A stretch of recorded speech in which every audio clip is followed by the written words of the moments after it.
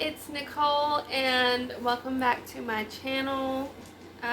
Today I'm going to be talking a little bit about mental health and my own personal struggles with mental health. I personally struggle with a lot of different things that I do not have diagnosed because I don't have the money for insurance to be able to go to therapy or to get anything diagnosed. All that I know about my own mental health is from things that I have personally researched online in regards to some of the things, like some of the symptoms that I have. I am pretty positive that I have obsessive compulsive disorder and extreme anxiety and social anxiety disorder. So, with that being said, I am not a therapist. I am not a psychiatrist. So any advice that I give should definitely be followed up with your therapist if you have that available to you. I do not, so the things that I share with you today is just from personal experience only. So, here recently I have really been struggling with not so much with OCD really at all, mainly with depression and anxiety, really letting the negative things that are happening in my life right now, in my personal relationships and just in general, really get to me and affect me in a negative way. Self-isolating and tearing myself down, reckless behaviors and things like that is kind of what I am going through in this period of my life right now. So today what I would like to do is talk a little bit about the top 10 things that help me personally when I'm having severe depression or anxiety or just struggling with my mental health in general. What kind of helps me steer that in a different direction and pull myself out of it in those times. So the first thing that I have written down, I have little notes. I have a little sticky note with everything written on it. The first thing that I would say helps me when I'm really struggling with my mental health is prayer. I struggle with my faith a lot too. I am human, and I think that it's very important to be able to tell others that you struggle with your faith. It's natural and it's normal. It's just part of having faith. You're going to struggle sometimes. Prayer and being in the presence of God really helps me. Whenever I can just be still and quiet and kind of detach from the things that are happening in my life, which is really hard to do sometimes, but it does help once I'm able to get to that point that I can do that. So prayer is the number one thing that helps me. Number two I have written down is taking naps.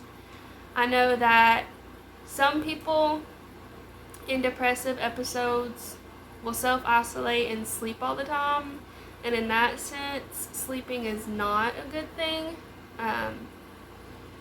but sometimes you're just really overwhelmed and stressed out, and taking a nap can actually just help you kind of reset your brain to where it doesn't feel so overwhelmed and you're able to look at things a little more clearer once you've had adequate rest. Number three, I actually have a couple things I'm going to show you guys. I have a journal. I have many journals. One of my quirks is that I have so many notebooks that are half used because I'm kind of addicted to buying new notebooks and not using them for some reason.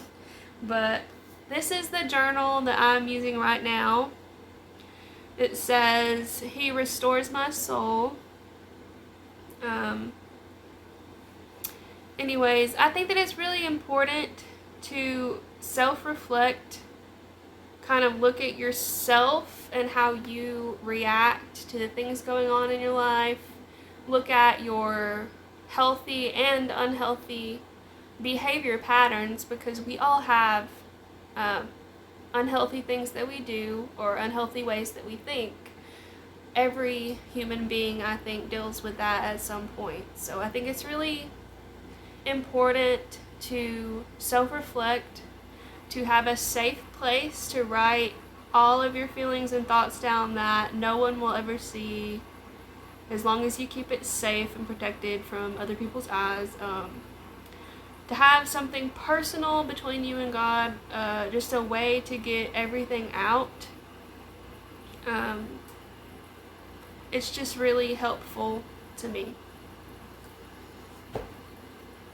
So, I'm not the best public speaker because I do have anxiety and I'm just kind of an awkward person in general, but I hope that whoever this video comes across, that they kind of understand that about me, and that it's just kind of refreshing, because I try to be as real as I possibly can. I'm not going to be like sharing too much personal information, but I do try to be myself and not act like someone that I'm not, so that other people will like me. You either like me or you don't. Anyways, that's how I feel about me being kind of awkward on here. It's just gonna happen. It's who I am. Number 4 is having a clean environment. Sorry I say a lot. It's just part of being awkward. But that's one of the things that I really do struggle with whenever I am in a depressive state or struggling with my mental health a lot, is keeping a clean environment. I can get very overwhelmed with other things that are happening in my life and just start to not really care about like my room or the house, the state of cleanliness that it is in. But it is really important for your mental health to have a clean environment. You're able to think more clearly whenever things aren't in such disorder and chaos. You're able to find things easier, which helps relieve at least a little bit of anxiety throughout your week. So that's something that I'm really struggling with, but that I'm trying to get better at, is having a clean environment. Also, just little things like air fresheners, candles, warm blankets, things that make your environment seem cozy can really help lift your mood. Even if it's just temporary, it still helps. So these are some of some room sprays that I have that I really like the way they smell. I don't know why.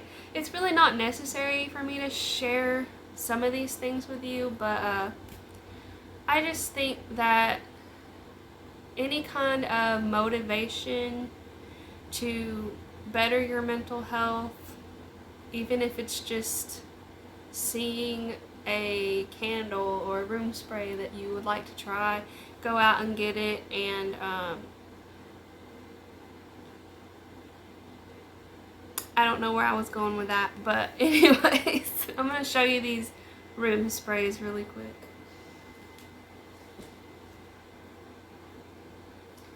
This one, these are from the Dollar Tree. They're actually aerosol free, made with essential oils. It The brand is called Sure Sense, and this one is Bamboo and Lotus. This one is one of my favorites, especially when I'm like just trying to feel calm, do breath work or meditation or something like that. These are the ones that I go to. This one is the same brand, and it is Gardenia, and it kind of smells like honeysuckle, and I really like that.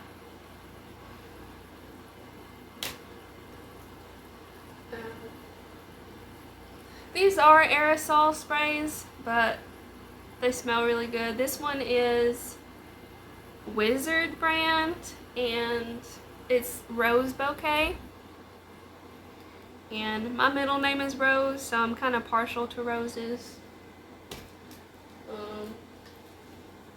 This one is Febreze Air Passion Papaya. So those are the scents that I have right now that help me to kind of set a more peaceful atmosphere in the place that I spend a lot of my time, which is my bedroom. Number 5 is reading. I am currently reading some self-help books on the app called Libby. If you don't know what Libby is, it is basically like a little library on your phone that you can rent library books. As long as you have a library card and you enter that information on the app, you can rent books, like ebooks, and read them on that app. And this is not a sponsored video. I just thought I would share that information in case anyone is interested in that. But I'm reading some self-help books.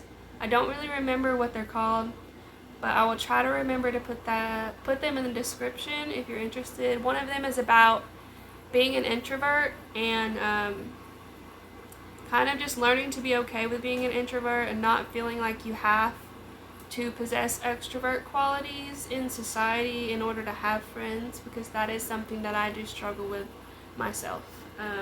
Also reading the Bible. I have a journaling Bible, which is basically you can either make little drawings or just notes on the inside. This is my journaling Bible. It was a gift. So if you're gonna read a book, you probably need to read your Bible if you believe. I understand not everyone believes in God, and everyone is entitled as a human to believe what they want to believe. I have respect for other people who have different opinions and views on life than me. I never want to be pushy or disrespectful to anybody. But I do believe in God. I believe what I believe. Number 6, the number 6 thing that you can do to better your mental health on my list is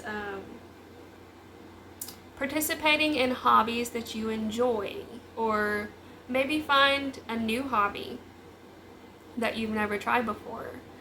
I love making art. I love drawing. I love painting and coloring. These are some of my favorite coloring books right now to color in. Sometimes I don't have the mental or physical energy to really paint or draw, or things that are really complicated for my mind to process. Sometimes it's easier to just color because everything's already drawn, and it's still creative and still gets my mind off of the negative things going on around me. These were a gift for Christmas. This one is like flowers. This one is birds. And then this one's from the Dollar General, and it has like inspirational Bible verse inspired coloring pages. So those are some of my favorite coloring books right now for when I don't have the mental capacity to do anything more complicated than that. So number 7, I'm trying to not make this end up be an hour-long video. We'll see how that goes. I ramble a lot, I'm awkward, I'm still getting used to filming. It's just going to be what it's going to be for a little while until I eventually get better at this. Number 7 is listening to music that makes you feel good. Stop listening to things that make you feel depressed. Listen to things that make you feel happy, whether it's worship music or just music that makes you feel good. Also, ambient noise, like the sound of rain, jazz music, nature sounds, fireplace noises, just different things like that that some people use to fall asleep to can also help you just relax in the moment and kind of get out of your own head and get out of that state of anxiety or depression, at least momentarily. Even if it is momentarily, it still helps. So, number 8 is positive affirmations and breath work. I am terrible at being consistent with positive affirmations. I will do them every now and then, but I do not do them every day. I have a problem with consistency in a lot of areas. But I do know that like gratitude affirmations and breath work, whether it's yoga or just regular breath work or guided meditation, things like that. Some people in the Christian community don't believe in that kind of thing. I personally believe it matters what your intention is behind that. I personally don't feel bad about meditating or stretching because I know that my intention is not to worship some Hindu god or whatever. That's not my intention. That's not why I'm doing it. I'm doing this for my mental health, and it does help. So I personally don't feel convicted about that. You might. I definitely encourage people to listen to their own convictions, but I personally do not feel bad about yoga and breath work. Number 9 is to talk to a friend or family member that you trust. You can vent to them if they're okay with that, or you can just ask them for advice. It really does help to have someone that you trust with your feelings and just how you're dealing with life in general. If you don't have anyone that you can talk to like that, you really need to find someone or call a mental health helpline maybe. I know that those are available. For me, it is my mom and my ex's mom are the only people that I really feel 100% safe to share everything that I feel with them. But it is really beneficial to me to be able to have somebody that I feel like I am 100% comfortable to talk to them about some really deep and hard things that I'm going through. Number 10 is self-care, doing things for yourself to make yourself feel better, whether it is watching a movie, painting your nails, taking a bath, just something that you don't always do for yourself, but always makes you feel good about yourself whenever you do it. Like, that is so important, and it's part of self-love. It's part of accepting yourself and loving yourself are physical things that you do for yourself. It is very important. It's just as important to physically do things for yourself as it is to physically do things for others, because you need to have that love for yourself to help you have love for others in a healthier way, in a bigger way. Because if you're not weighed down by self-hatred and everything that comes along with that, it's a lot easier to spend more of your time giving love and care to other people. So those are the top 10 things that help me personally get out of a depressive state, that help me when I'm struggling with my mental health. I'm sorry if that was a bit rambly.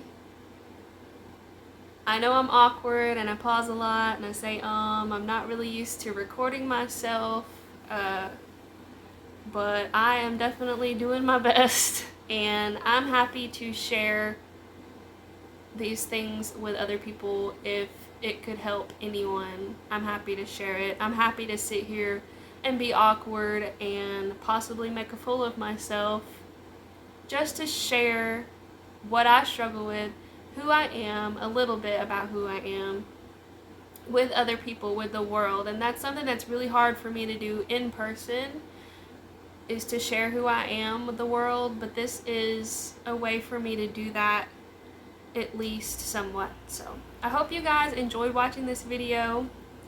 If you like my personality or this type of content, I encourage you to subscribe to my channel and push the notification bell, like this video. Let me know what kind of videos you would like to see, and I will see you all on my next video.